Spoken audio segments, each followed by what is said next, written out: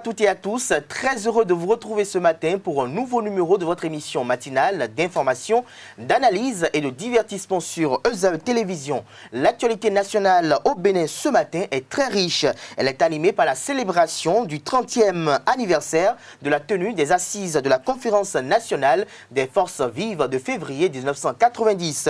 Outre cela, dans les parutions de ce matin, on note des réponses du berger à la bergère et guerre de communication entre camps opposés dans la ferveur de la crise interne qui secoue le parti politique Force Cori pour un Bénin émergent FCBE. La cellule nationale de traitement des informations financières CENTIF et le groupe intergouvernemental d'action contre le blanchiment d'argent en Afrique de l'Ouest, GIABA, arment les éléments de la douane béninoise dans le cadre de la lutte contre le blanchiment des capitaux et le financement du terrorisme.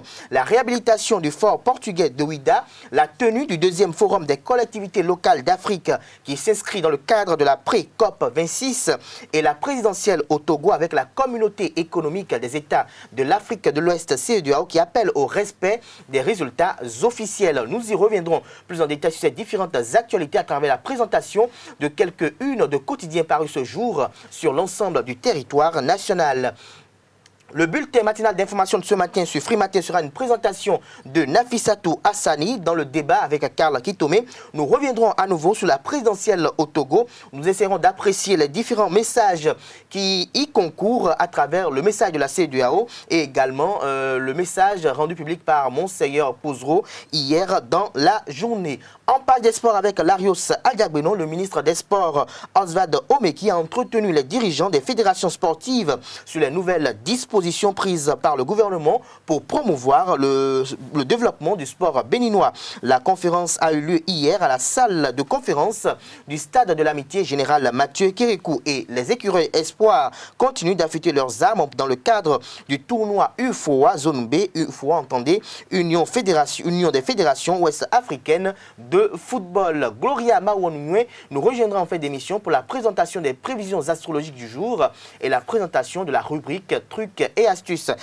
Laquelle rubrique dans laquelle elle nous dira comment refermer un sachet de chips et comment équeuter les fraises. Bienvenue à tous, bonjour. Tout de suite, la une des journaux.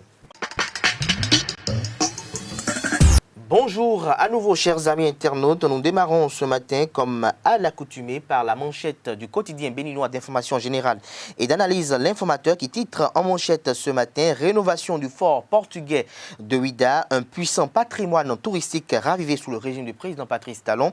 Plus de précisions à la page 3 de la parution de ce matin du quotidien L'Informateur. Toujours à la une de L'Informateur de ce matin, deuxième forum des collectivités locales d'Afrique pré-COP 26.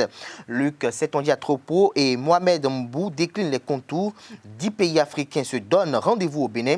Des précisions dans les colonnes de la parution de ce matin de l'Informateur. À découvrir dans les colonnes de la parution de ce matin de l'Informateur, le journal École des étudiants en journalisme à l'École supérieure d'administration d'économie de journalisme et des métiers de l'audiovisuel ESAE. Revendication de la victoire d'Agbeyom et Kodjo, Monseigneur Pozro appelle à une marche ce vendredi 28 février.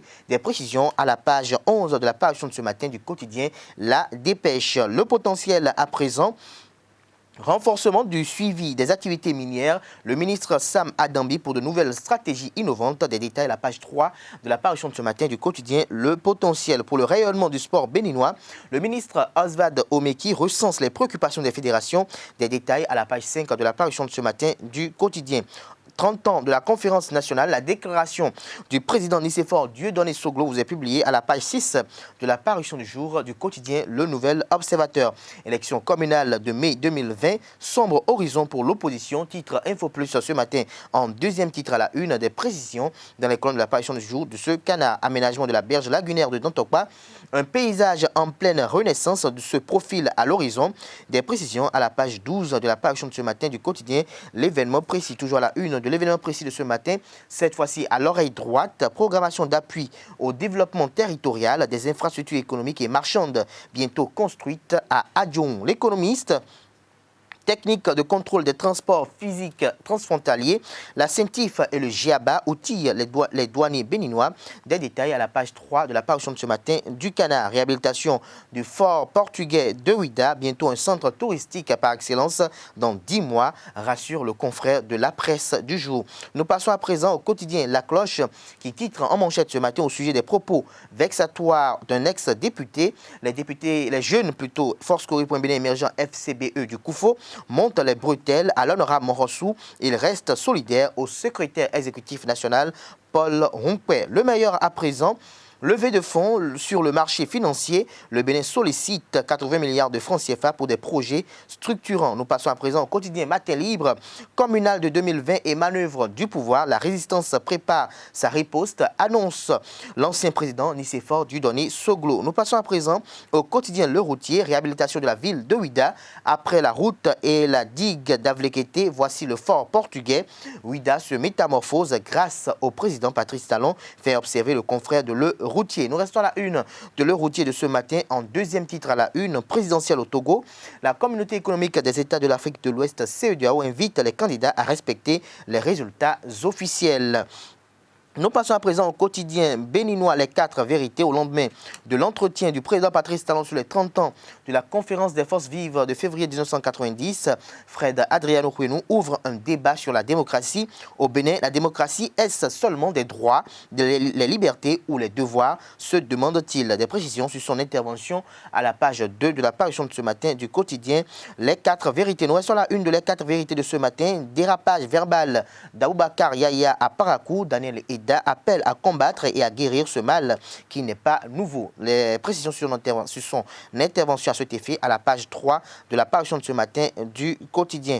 Nous passons à présent au quotidien L'autre vision, deuxième forum des collectivités locales. Le Bénin abrite l'événement du 27 au 28 février prochain.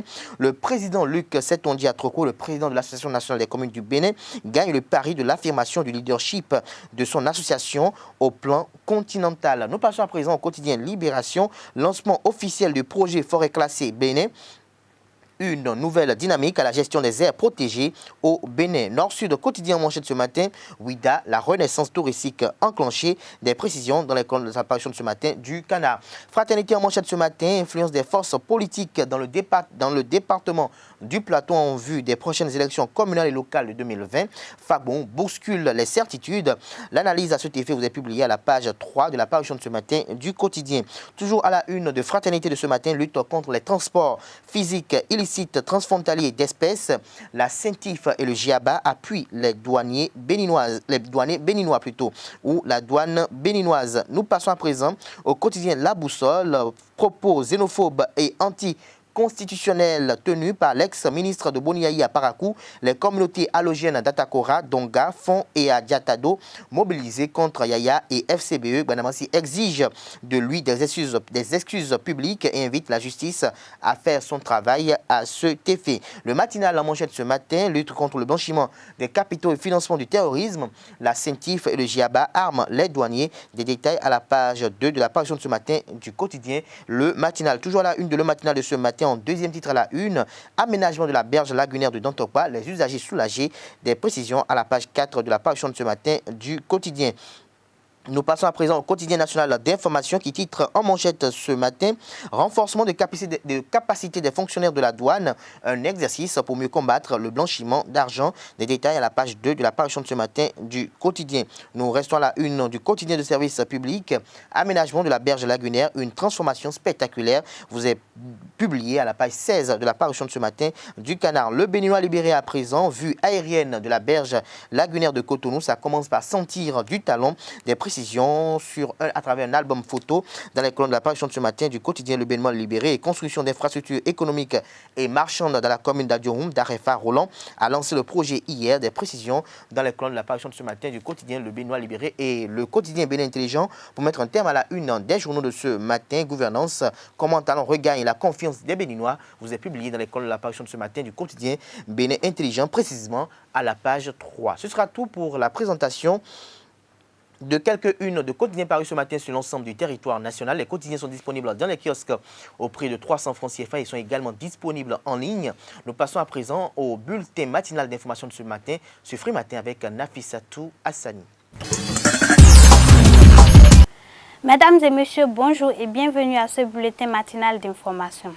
Le ministre en charge du tourisme, à la tête d'une importante délégation et en présence d'acteurs du secteur, était couronné personnalité, cadre et natif de la ville de Ouidah, a procédé ce lundi 24 février à la remise officielle du site dans le cadre de la réhabilitation du fort portugais de Ouidah. Au bout de 10 mois, les lieux présenteront un nouveau look. La réhabilitation du fort portugais va se dérouler en 2 phases. La première, qui a démarré officiellement ce lundi 24 février, consistera à la réhabilitation de l'existant, c'est-à-dire du bâtiment originel du fort. Ce chantier est prévu pour durer 10 mois, pour compter du 1er mars 2020. Le Bénin accueille le 2e forum des collectivités locales du 27 au 28 février prochain. L'annonce a été faite dans la matinée de ce mardi 25 février 2020 à la faveur d'une conférence de presse conjointe organisée par l'Association nationale des communes du Bénin, ANCB, et cités et gouvernements locaux unis d'Afrique, CGLU Afrique, à l'hôtel Sun Beach de Cotonou.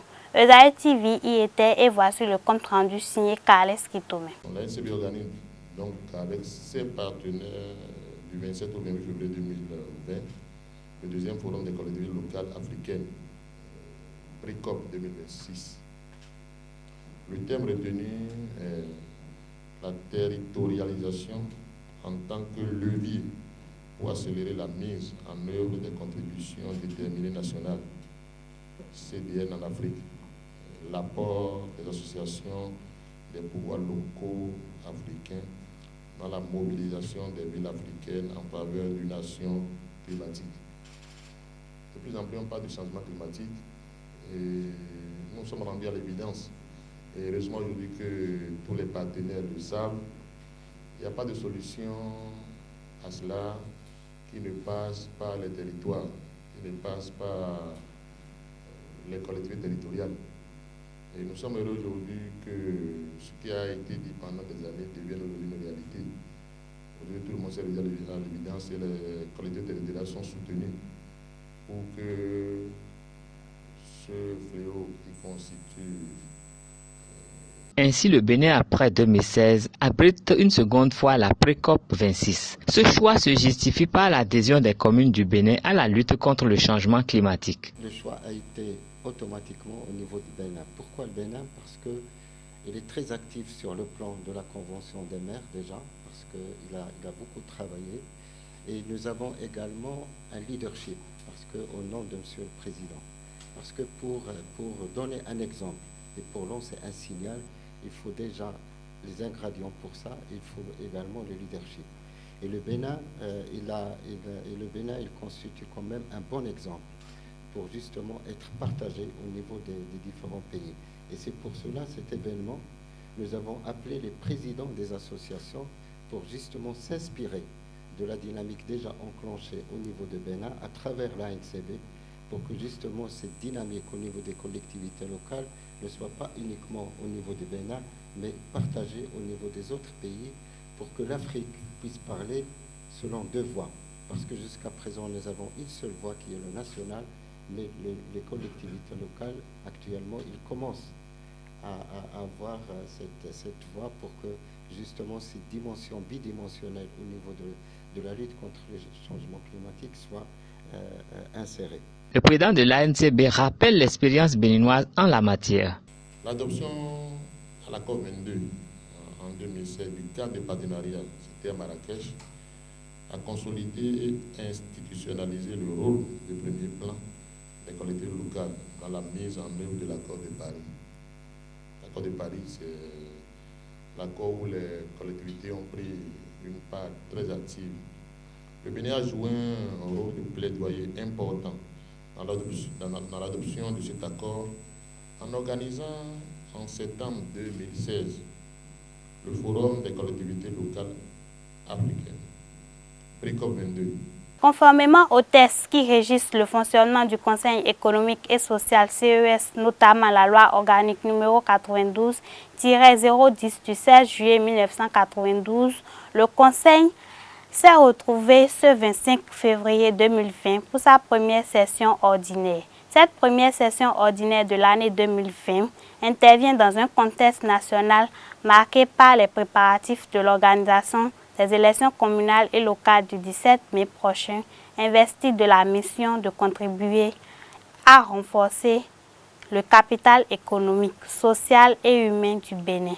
Le Conseil économique et social propose au gouvernement et à l'Assemblée nationale le fruit de ces réflexions en rapport avec les grandes préoccupations de l'État. Je vous invite à suivre le président de l'institution, Augustin Tabé-Bignan, au micro de nos reporters.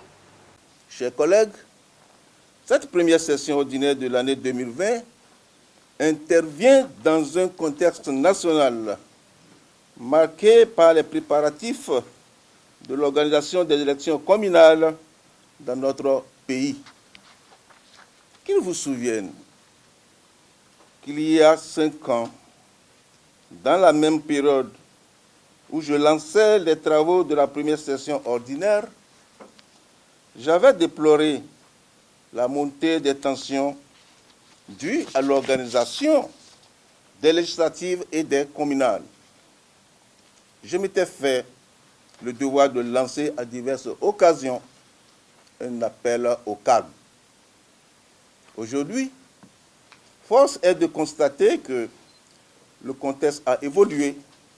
Les efforts conjugués du gouvernement et de l'Assemblée nationale ayant conduit à la simplification et à l'allègement de certaines procédures ont été de nature à conduire les acteurs politiques à s'accorder sur l'essentiel, ce qui offre les perspectives d'élections apaisées. En tout état de cause, le Conseil économique et social, en tant qu'institution de la République, soucieuse du développement économique et social du Bénin, a le devoir sacré d'accompagner activement les acteurs politiques dans l'organisation pacifique des dites élections. Et c'est pourquoi je voudrais inviter chacun de nous à ne ménager aucun effort pour contribuer au déroulement sans heurts du processus électoral. Chers collègues, investis de la mission de contribuer au renforcement du capital économique, social et humain de notre pays, le Conseil économique et social propose au gouvernement et au bureau de l'Assemblée nationale le fruit de ces réflexions en rapport, bien sûr, avec les grandes préoccupations de l'État. En effet, faut-il le rappeler, notre institution a jugé plus productif de mener des études qui cadrent parfaitement avec les grands défis socio-économiques qui se proposent de relever les pouvoirs publics. Les travaux de cette première session ordinaire de l'année 2020 s'inscrivent sans aucun doute dans cette dynamique. Comment appréhender la problématique de l'économie bleue au Bénin? Comment parvenir à la modernisation de la gestion des déchets solides ménagers au Bénin? Quelle est la véritable contribution de la chefferie traditionnelle au développement de notre pays? Telles sont les réflexions qui seront menées au cours de cette session. Et comme vous pouvez le constater, ces sujets sont de grandes préoccupations nationales, puisque faisant partie intégrante soit du programme d'action du gouvernement PAG, soit de réformes constitutionnelles. Les candidats au concours de recrutement militaire au titre de l'année 2019 plancheront le samedi 29 février 2020. La date de la composition a été rendue publique en fin de semaine dernière à travers un communiqué publié par le chef d'état-major général des forces armées béninoises. Ils composeront dans 3 matières. Il s'agit de la dictée question, des mathématiques et du civisme. La phase écrite du concours concerne uniquement les jeunes gens et les démobilisés de la classe 2015 préalablement retenus à l'issue de l'épreuve sportive et de l'étude des dossiers. Merci de nous avoir suivis et à bientôt. Merci à vous, Nafisa Touassani, pour la présentation de ce bulletin matinal d'information. On retrouve Karl Kitome à 19h pour la présentation de la grande édition du journal télévisé sur EZAE TV. Nous passons à présent au décryptage de l'actualité sur Free Matin. Karl Kitome, bonjour à vous. Bonjour Abdelkader Chiro. Vous avez suivi de près l'actualité au Togo liée à la présidentielle du 22 février dernier. Vous avez suivi également le message de la communauté économique des États de l'Afrique de l'Ouest et du AO qui invite les différents compétiteurs à se conformer aux résultats officiels. Monseigneur Podjoro qui invite qui invite à une marche de vendredi prochain. Oui, tout à fait. Bon, je dis bonjour aux fidèles internautes de EZAE TV. Je crois que le Togo reste le Togo. Le Togo n'a pas changé depuis Yaya Mapé, le Togo. Je crois que déjà, au cours des événements des années 90, nous avions déjà vu Monseigneur Podjoro essayer de remonter les bretelles au président Gnassingbé Eyadema en son temps. Et nous savons qu'à cette période, déjà, on pouvait noter la présence d'un certain Kodjo Agbeyome dans les sérails du gouvernement, du pouvoir. Et aujourd'hui, ce sont les mêmes acteurs qui se retrouvent dans le cadre de cette présidentielle. Une présidentielle, à mon avis, qui était gagnée d'avance dans la mesure où, depuis 53 ans, la famille Gnassingbé est au pouvoir, tient les rênes du pouvoir, s'organise pour se pérenniser au pouvoir et s'organise pour ne perdre aucune parcelle de ce pouvoir. Nous avons vu plein d'opposants qui sont passés par là, qui sont partis. Et nous avons vu plein de cadres togolais qui sont restés fidèles à ce parti. On peut voir un peu Fambaré, oui, Nyomfam, il s'appelle Nyomfam, Barry Moussa Baké, Dramani. En fait, beaucoup de gens qui sont quand même des cadres togolais qui sont restés et qui ont été fidèles au père et aujourd'hui au fils. Ce qui veut dire qu'il y a une certaine hégémonie au niveau de la classe politique togolaise. Il y a des gens qui sont des diplômés, qui viennent peut-être avec un langage de revendication, mais une fois qu'ils rentrent, il vaut mieux partiser avec le pouvoir. Sinon, nous avons vu des dérapages qu'il y a eu au cours des années 90. Il y a eu beaucoup de choses, des assassinats sommaires. Nous avons vu comment s'est passée la conférence nationale togolaise. Je crois que c'est l'échec de cette conférence nationale qui a enfanté tout ce que nous vivons aujourd'hui. Parce qu'au cours de cette conférence, les Togolais, les cadres tels que Tabio Amorin, paix à son âme, menaçaient de traduire Eyadema Mapé en justice devant la tribune. Lui qui était au pouvoir, qui avait accepté que la conférence nationale se tienne, il voulait, au lendemain de cette conférence nationale, le présenter au juge pour qu'il soit jugé pour des actes de barbarie, pour mauvaise gestion, pour beaucoup de choses. Je crois qu'ils ont manqué de sagesse. Et cette absence de sagesse se fait toujours remarquer. Et dans la mesure où ils avaient pris un mauvais départ, Kofigo a reçu sa part, l'avocat Agboibo a reçu sa part, et tous ceux qui se disaient Edem Kodjo, il a fini par disparaître carrément de la scène politique togolaise. Il n'y a plus de place pour lui. Donc, on a vu que le pouvoir, quand même, su faire le nettoyage qu'il fallait.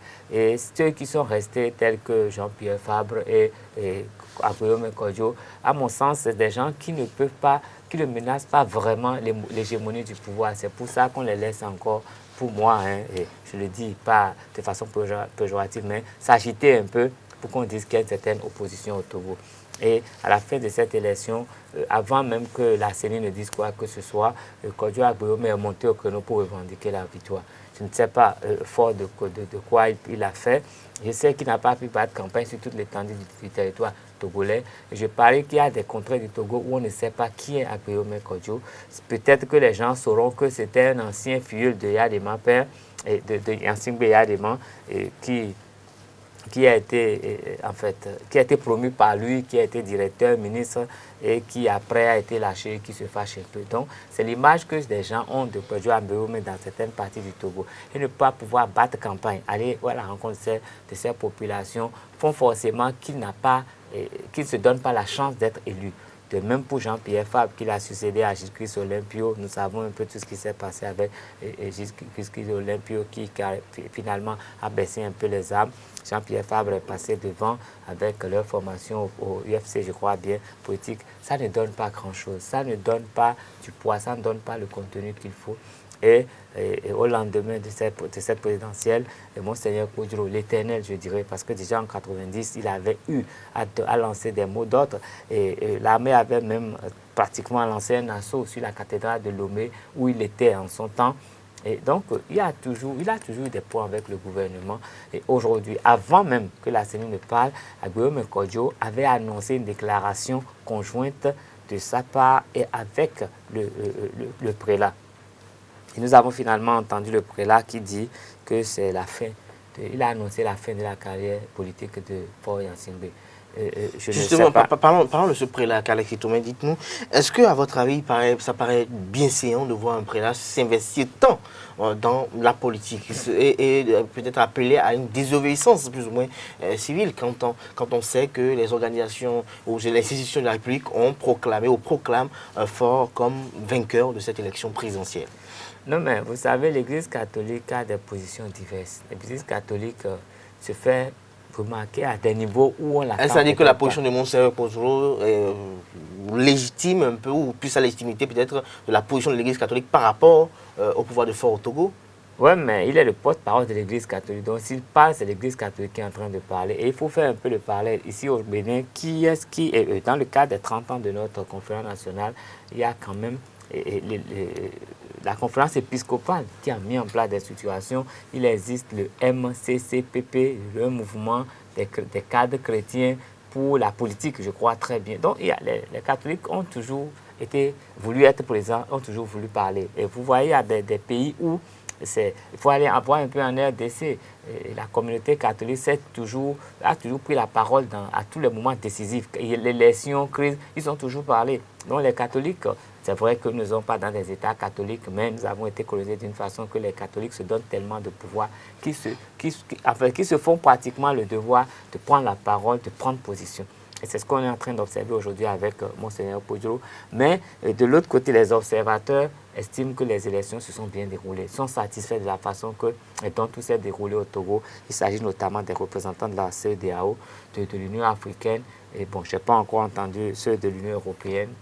Mais au moins, la CEDEAO, l'Union africaine, a quand même légitimé ce qui s'est passé le samedi dernier au Togo. Et donc, à mon sens, vous voyez, c'est un petit problème. Moi, parfois, je me dis même que, à la limite, il y a des observateurs qui sont dans un business. Parce que j'ai vécu des élections à des endroits, et quand les observateurs viennent, tant que tout se passe bien de leur côté, peut-être qu'on leur fait voir que ce qui est bon, eux ils disent que c'est bon, alors que quand on va au fond des choses, il y a encore à redire. Et donc, je ne sais pas comment ça se gère, mais les observateurs ne peuvent pas forcément refléter l'entièreté. Bon, c'est vrai, c'est comme un sondage. Ils vont à des endroits, choisir des endroits clés. Peut-être qu'on s'arrange pour que tout se passe bien là-bas. C'est ce qui fait aujourd'hui qu'il y a des voix discordantes, sinon dissonantes, quand on apprécie les élections, la présidentielle togolaise. Et ce qui est sûr, vous savez, j'ai lu une caricature qui m'a fait rire, et quelqu'un qui avait un t-shirt marqué Togo qui dit « Ah, je suis fatigué de la famille en Simbe, je vais tout casser ». Et l'autre qui lui dit « Ah, attention, il faut faire doucement, il faut s'en tenir au résultat, parce qu'il n'y a plus de la place au Bénin pour que vous veniez ». Donc j'ai lu ça, ça m'a fait rire, mais ça donne de quelque chose. Si les Togolais doivent tout faire pour avoir la solution à l'interne, parce que se déporter, être réfugié, ça n'a jamais fait le bonheur de quelqu'un et ça ne construit pas. Et quand on voit aujourd'hui la situation dans la sous-région, je ne sais pas dans quel pays pourront aller et être vraiment à l'aise et ne pas créer d'autres problèmes. Donc c'est hyper compliqué. Et il revient à la classe politique togolaise de savoir jouer le jeu. Parce qu'en politique, c'est un jeu. On dit souvent en anglais que politique is a dirty game. La politique est un sale jeu.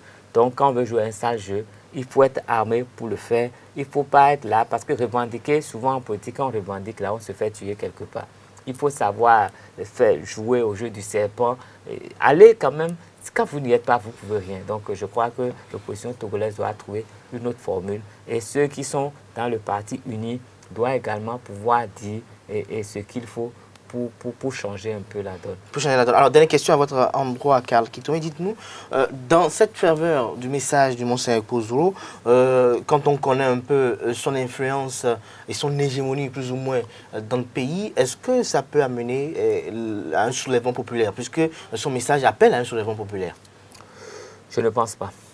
Je ne pense pas. C'est vrai que par le passé, il avait réussi à le faire, mais aujourd'hui, j'ai vu tout ce qui est manifestation d'humeur au Togo. J'ai vu les mouvements, j'ai vu comment l'armée, la police arrive à les recadrer.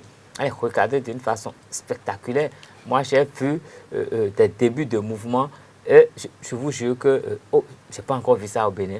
Parce que la place où le mouvement doit avoir lieu, c'est au beau milieu de la place que vous avez 2 camions d'hommes armés, des militaires qui sont prêts pour... Et tout autour, toutes les voies d'accès sont occupées par eux. Et ils attendent que vous puissiez vraiment démarrer le mouvement. Quand vous démarrez avec surprise, ils vous attendent. Il y a 2 ponts à Lomé, là, 2 petits ponts à Lomé, au niveau de, non loin d'ici, le Togo, au niveau du quartier Bay. Vous êtes obligé de passer par là, ils vous attendent. Et comment vous allez traverser le pont? Vous vous rappelez, dans les années 90, quand ils avaient essayé de traverser le pont de Bay, la plupart s'étaient retrouvés dans l'eau. Et même dans l'eau, on ne les avait pas ratés du tout. Donc on se rappelle tous ces épisodes. Et je crois que les Togolais ne sont pas tellement amnésiques. Ils le font, mais ils savent se limiter. Et, en tout cas, ils se connaissent si bien. Et l'armée est là. C'est depuis 53 ans que les Yansingbe sont là. Ce n'est pas facile. Il faut qu'ils aillent détruire le système de l'intérieur pour espérer quelque chose. Sinon, tel que ça se fait avec les soutiens de cette famille qui vend tous les biens du Togo à certaines nations, je crois qu'il serait difficile qu'on aille dégommer la famille Yansingbe du pouvoir. Merci à vous, Karl Kitome, pour vos commentaires, pour votre argumentaire lié à l'actualité au Togo. Chers amis internautes, cette émission se poursuit. Nous passons à présent à la page des sports ce Free Matin. Larry Sadiabgonon, bonjour à vous. Bonjour Kader et bonjour chers amis internautes. Le ministre des Sports, Oswald Omeki, a entretenu les dirigeants des fédérations sportives sur les nouvelles dispositions prises par le gouvernement pour promouvoir le développement du sport béninois. La rencontre a eu lieu hier à la salle de conférence du stade de l'Amitié général Mathieu Kérékou. Au cœur de ces échanges entre le ministre des Sports, Oswald Omeki, et les fédérations sportives, l'extension de l'assiette fiscale de la taxe pour le développement du sport, TDS. Les entreprises dont le chiffre d'affaires s'élève à 1 milliard de francs CFA au moins peuvent désormais financer les activités des fédérations au Bénin, suivant les explications du ministre Oswald Omeki. Nous avons, au niveau du gouvernement, dit que, au-delà de l'effort que l'État ferait pour accompagner le développement du mouvement sportif au Bénin en termes de financement, que nous allions également impliquer le secteur privé. Nous avons fait un premier pas. Nous avons mis dans la loi des finances que les salaires et investissements sportifs étaient défiscalisés. Nous avons fait un deuxième pas en disant que les grandes entreprises exerçant au Bénin, dont le chiffre d'affaires est supérieur ou égal à 1 milliard de francs CFA, contribueraient à 1 pour 1000 hors toute taxe de leur chiffre d'affaires au financement du sport. Et quand nous avons pris cette mesure, nous avions dit dans un premier temps que cela ne s'étendait qu'aux entreprises qui seraient elles-mêmes propriétaires ou copropriétaires d'associations sportives. Et puis depuis quelques semaines, le gouvernement a pris la décision d'étendre le bénéfice de ce financement, de cette taxe, au financement des fédérations sportives.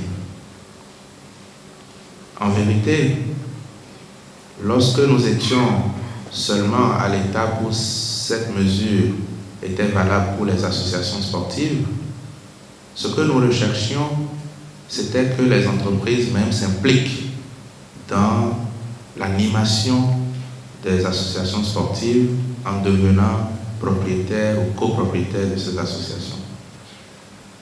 C'était parce que nous avions la conviction que notre pays était à une phase où il était nécessaire d'avoir plusieurs associations sportives, d'avoir plusieurs sportifs pour les sports individuels qui passaient de leur situation parfois difficile de précarité, malgré leur talent, à une situation où ils peuvent au moins s'entraîner correctement, avoir le minimum de revenus pour se nourrir et surtout pouvoir bénéficier de contrats professionnels avec les entreprises.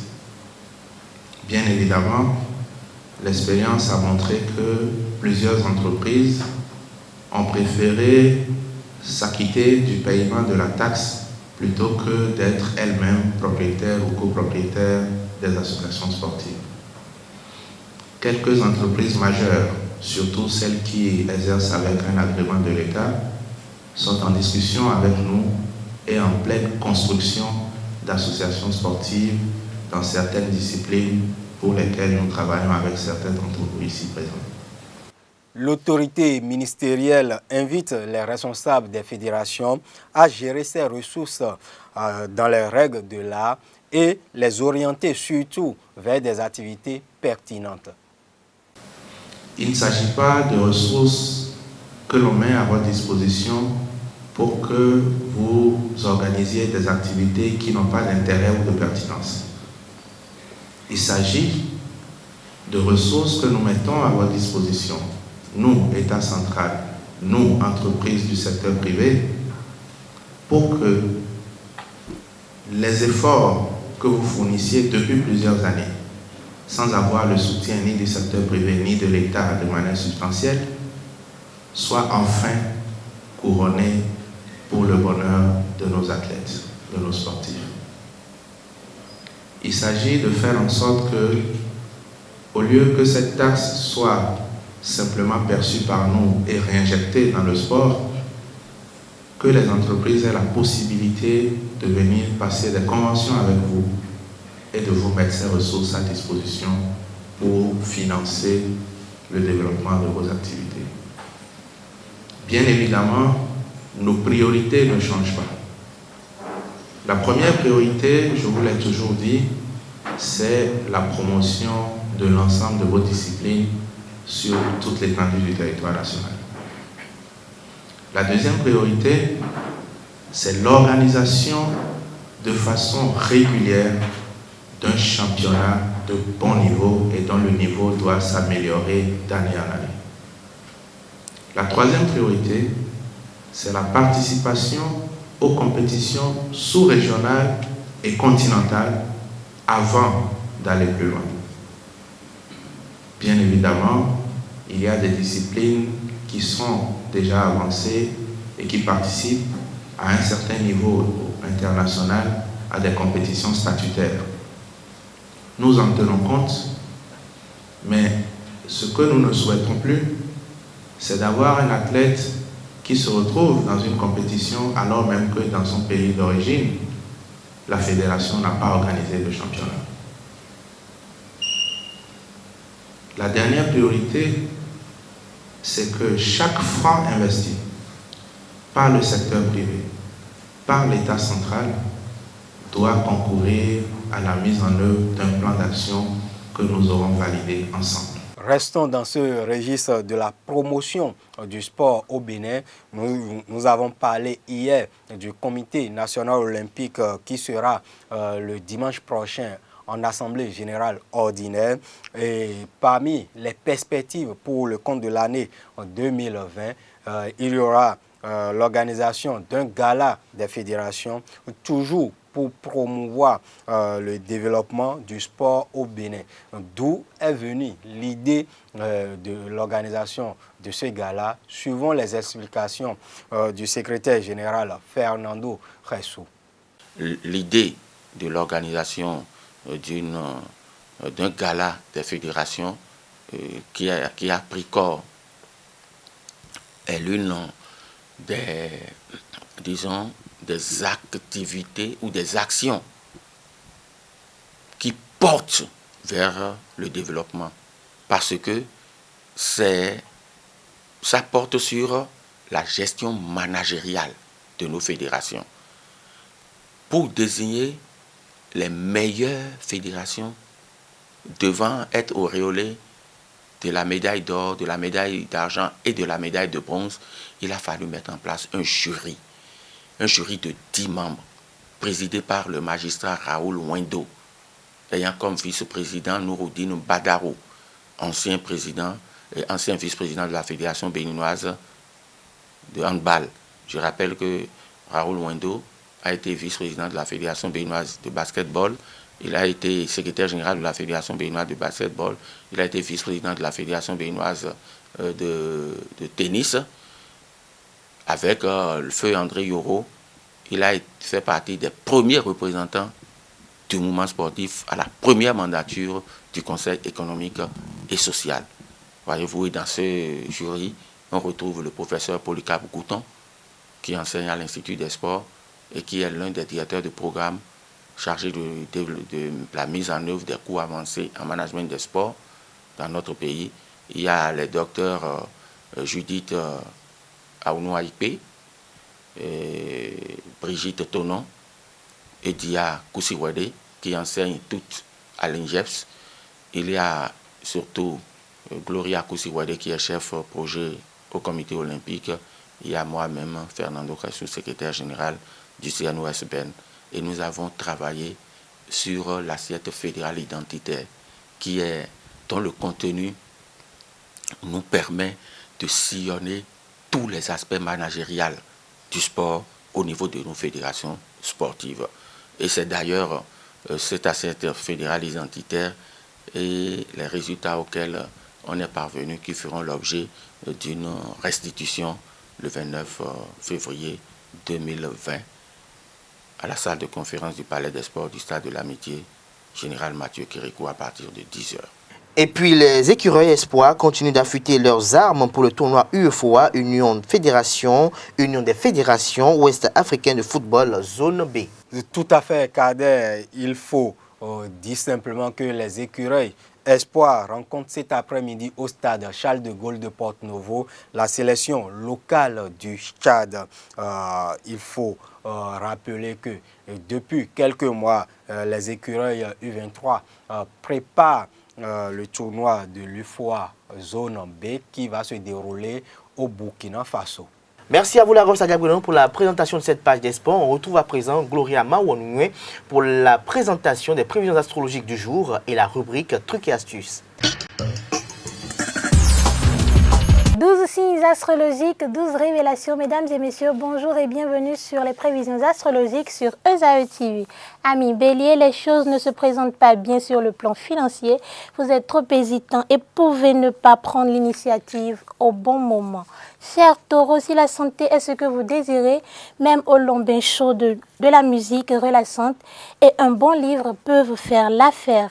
Amis Gémeaux, vous avez beaucoup d'énergie refoulée, rien ne diminue votre enthousiasme et votre désir d'activité physique. Cancer, dans votre relation, vous êtes partout et nulle part. Essayez d'aborder les problèmes à la racine et de les résoudre avec votre partenaire. Né sous le signe Lion, votre relation est complètement harmonieuse.